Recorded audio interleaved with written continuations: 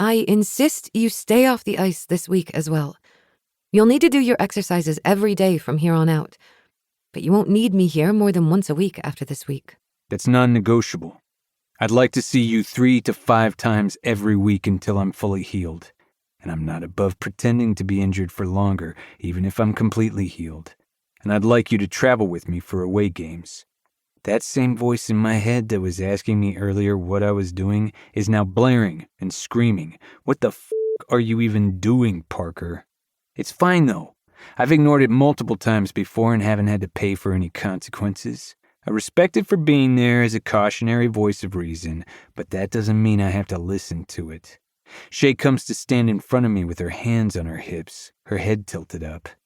That's not going to happen, Mr. Parker. I have responsibilities along with other patients, so I'm afraid you'll have to find another therapist. She starts to pick up her purse. Damn, this woman and her ultimatums, and I rush after her, grabbing her wrist again. Okay, fine. What about the next set of away games? She starts to object, but I bulldoze past her. We're flying out to California at the end of next week, from Saturday to Tuesday. 3 games in 4 days. I'll take your advice and rest another week, but I'm really hoping you could be there in case I re-injure myself. She gives me a pointed look. Which is why playing so quickly after an injury isn't recommended. Plus, you'll have the team doctor there. I'll be careful, I promise her. I won't get back on the ice until our first season game at home mid-next week, but I'd like you at the away games at the end of the week. She purses her lips, but I can see she's at least considering my offer. My thumb runs along the inside of her wrist, and I look at the tattoo inked there, a blue cancer ribbon. My gaze snags on it, not able to disconnect. Is she a cancer survivor? Or perhaps it was someone from her family? Shay follows my gaze to the place my hand is still holding her tiny wrist before clearing her throat. My husband. I drop her wrist as if I've touched a hot stove. What the f***? I thought. She smiles sadly, reading my thoughts. He lost his battle to cancer and died 3 years ago. And suddenly there's a hazy gloom over the back and forth banter and tension between us. How could I have been so stupid to have not considered that the woman had her own past, her own story?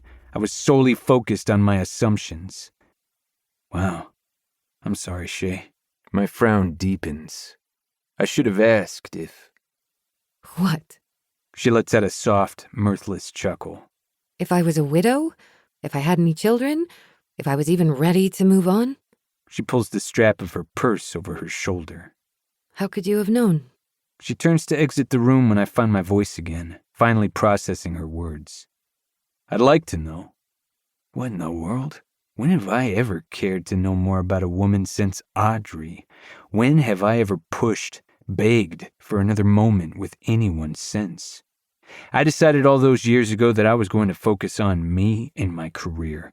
Nothing else would get in the way because no one was worth the time, the heartache. Because at the end of the day, anyone you let get too close could and would have the ability to rip your chest open too. Up until this moment, I was true to that path. She turned around, her suspicious gaze taking me in. What? I'd like to know. I take another step forward because the distance between us doesn't settle well for me. Do you have any kids?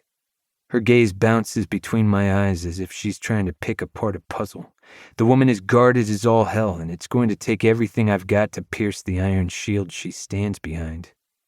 I have a little boy named Kai.